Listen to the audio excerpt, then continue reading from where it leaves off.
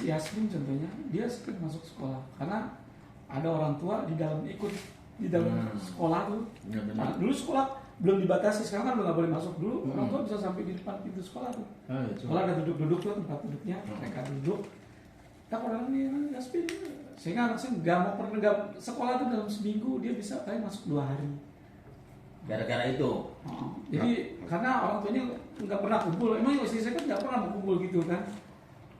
Akhirnya pengaruh pada anak. Tapi istri sama bapak kumpul kan? Kumpul. Tadi siang udah kumpul.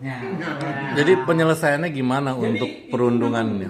Di SD itu belum nggak ketahuan karena kan nggak bisa juga karena gini di sistem beberapa pendidikan sekolah kita tuh orang tua tuh guru dan orang tua menyatukan, artinya guru ini kalau ada apa-apa lewat orang tua untuk mengumpulkan orang tuanya diangkatlah di situ ketua itu apa namanya? Dewan sekolah seperti itu. Nah itu kebanyakan kalau dia udah berkumpul ya sesuai sama teman-temannya aja yang ada di situ. Contohnya lagi kayak Nabil pernah juga terjadi semenjak dia sekolah dari dia kelas 1 sampai dia kelas 6 dia belum pernah jadi pengurus upacara. Jadi dia selalu di belakang, nggak pernah tuh di depan buat nyiapin karena memang anak saya waktu itu sebenarnya badannya gemuk. Ya dulu orang tuanya nggak pernah, sehingga nggak pernah tampilin dari kelas 1 sampai kelas 6. Itu yang merundung teman sendiri atau wali kelas? Guru. Itu wali murid yang milih untuk upacara. Salahnya guru terlalu menyerahkan kepada wali murid. Iya, beberapa di sekolah tuh guru terlalu menyerahkan ke wali murid untuk urusan-urusan seperti itu, untuk urusan perorganisasian. Sehingga yang milih jadi ini aja, anaknya dia lagi. Apa yang itu? Aktif. Itu nggak termasuk perundungan dong kalau kayak gitu. Gimana? Perundungan nggak? Itu perundungan anak. Gantung itu. Perundungan anak sehingga dia tidak mendapatkan diperlakukan diskriminasi gitu. Itu kan artinya kan diskriminasi, bukannya dia dibully, diejek gitu kan? bully secara verbal, secara intimidasi hati seperti itu. Nah, Gimana? banyak macamnya perundungan. Jadi seberapa parah itu perundungan atau tadi bullying itu di kalangan pelajar ya? Itu Pak ya, bukan hanya itu seperti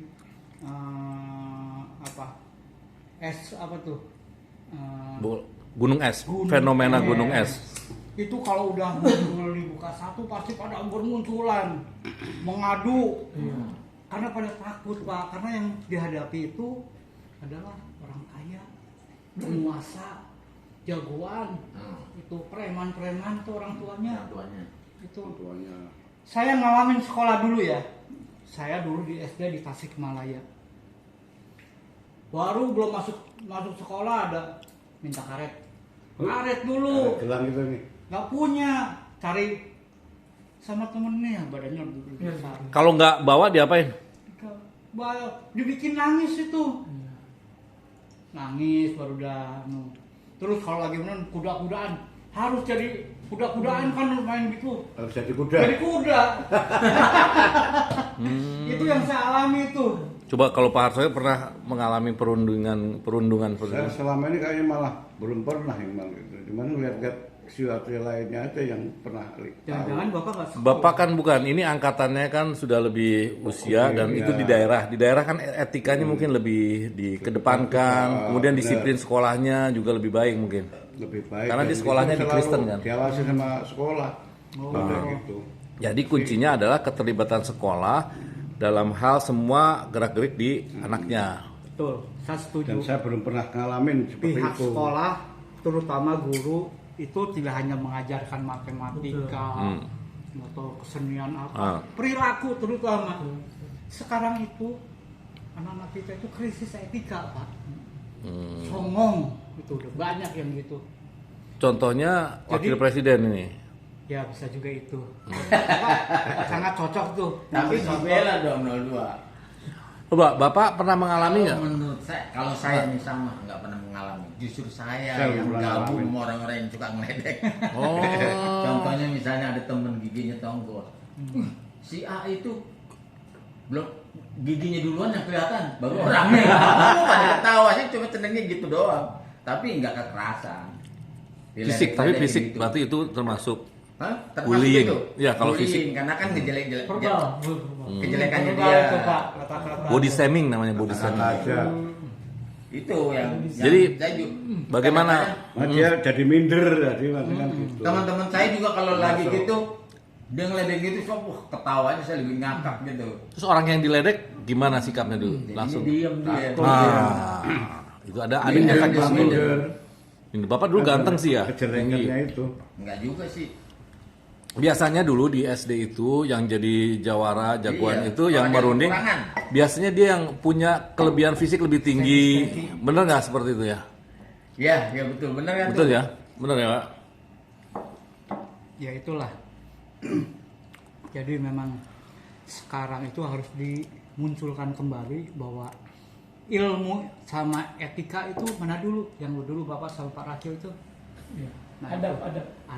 Ada. Jadi adab, sopan santun, tata krama harus di atas itu. Bagaimana menghadapi orang tua, bagaimana menghadapi teman, berlaku sopan itu seperti apa. Sekarang banyak yang tiba-tiba teriak, ngeces. Jadi tiba-tiba teriak-teriak. Iya. Itu padahal orang-orang tua kita di musola. Ya diajarin sama orang tuanya mungkin. Dimarahin orang tuanya yang marah. Diajari sih Banyak itu. diajarin lah, tapi enggak karena anak kan Yesus gitu Pak. Ya makanya harus Gampang, bersama-sama ada yang enggak. ini. Ya. Jadi kalau saya pernah mendengar bagaimana cara menangani ini yang sudah berhasil di Jogja, itu berpadu bersama kepolisian, datangin kepala sekolah, orang tua murid semua dikumpulkan, itu membuat satu satgas gitu, satgas sapu lidi pada waktu itu, ya apa tuh disiplin diri gitu ya.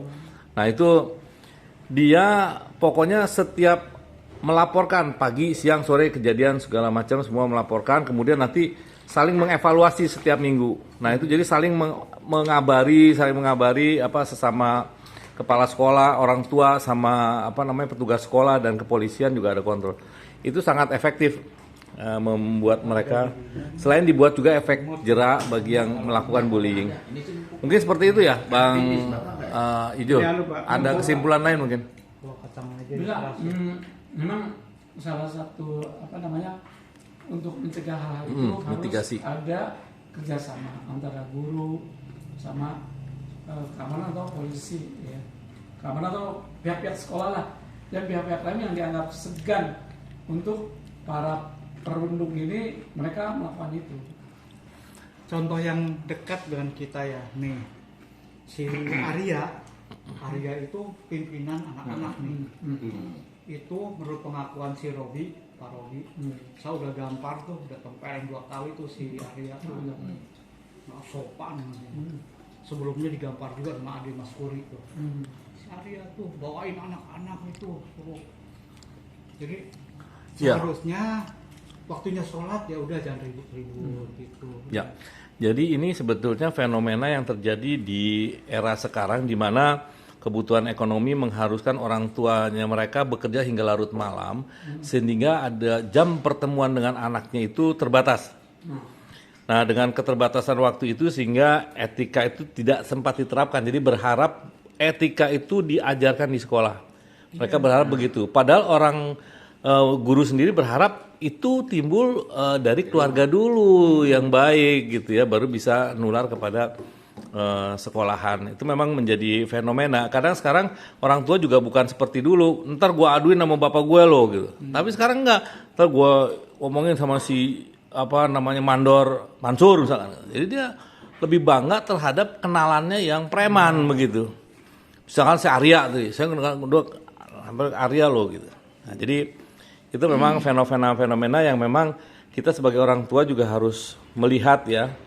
Kita itu aktif terhadap gadget-gadget mereka, kita awasi mereka berteman dengan siapa. Karena di hadisnya bahwa agama seseorang itu bagaimana dengan temannya. Betul, gimana Pak gitu? Ya. Nah, hadisnya kalau untuk kita melihat seseorang, lihat aja teman dekatnya, orang terdekatnya. Kurang lebih seperti itu. Ya, jadi itulah makanya kita juga harus menseleksi teman-teman dari anak-anak kita. Mungkin demikian podcast kali ini. Terima kasih untuk partisipasinya. dan makan siangnya stengki-stengki kali ini tanggal 25 Februari. Kita akan lanjutkan pada pertemuan selanjutnya. Wabillahi taufik walhidayah. Wassalamualaikum warahmatullahi wabarakatuh.